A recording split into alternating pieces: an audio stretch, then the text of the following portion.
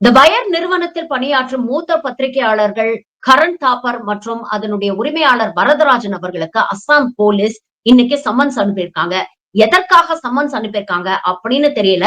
ஏன்னா ப்ராப்பரா எந்த எஃப்ஐஆரும் ஃபைல் பண்ணப்படல. எதற்காக இந்த சம்மன்ஸ் அப்படின்ற காரணமும் சொல்லப்படல. ஆனா ரொம்ப யூனிலேட்டரலா தேச விரோத செயல்களில் ஈடுபட்டீர்கள் அப்படின்னு சொல்லி செக்ஷன் 152 ஆஃப் த பிஎன்எஸ்க்கு கீழ இவர்கள் மீது வழக்கு பதிவு செஞ்சு இவர்களுக்கு சம்மன்ஸ் அமைச்சிருக்காங்க. ஜேர்னலிஸ்ட் ஃப்ரெட்டர்னிட்டில இது பெரும் கொந்தளிப்பை ஏற்படுத்தி இருக்கிறது. ஏன்னா ஏற்கனவே சுப்ரீம் கோர்ட் இந்த மாதிரி உங்க இஷ்டத்துக்கெல்லாம் நீங்க சம்மன்ஸ் சர்வ் பண்ண முடியாது அப்படின்னு தெளிவாக சொல்லியும் மீண்டும் இந்த வேலையில் பாஜக அரசு ஈடுபட்டிருக்கிறது. பத்திரிகையாளர் சுதந்திரத்தை முடக்க நினைக்கிறது பாஜக அரசுன்னு இதற்கு கடுமையான கண்டனங்களை பத்திரிகையாளர் சங்கத்தில இருந்து தெரிவிச்சிருக்கிறாங்க. இது ஒண்ணு புதுசு இல்ல. பாஜகவை எதிர்த்து பேசக்கூடிய பத்திரிகையாளர்கள் மீது இது போன்ற வழக்குகளை பதிவு செய்யது பாஜகவுக்கு சர்வ சாதாரணமா போயிடுச்சு.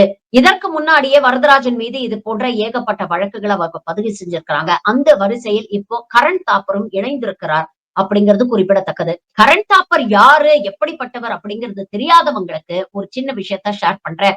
2002 கோத்ரா கலவரங்களுக்கு பிறகு பிரதமர் மோடி, அன்றைய குஜராத் முதலமைச்சராகி இந்த மோடிய கரண் தாப்பர் இன்டர்வியூ பண்ணாரு. 2 நிமிஷம் தாங்க.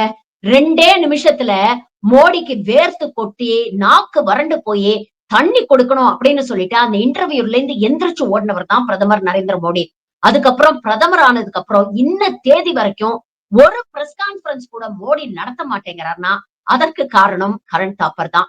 இப்போ அந்த கரண் தாப்பர் மீதுதான் பாஜக அரசு வழக்கு பதிவு செய்திருக்கிறது.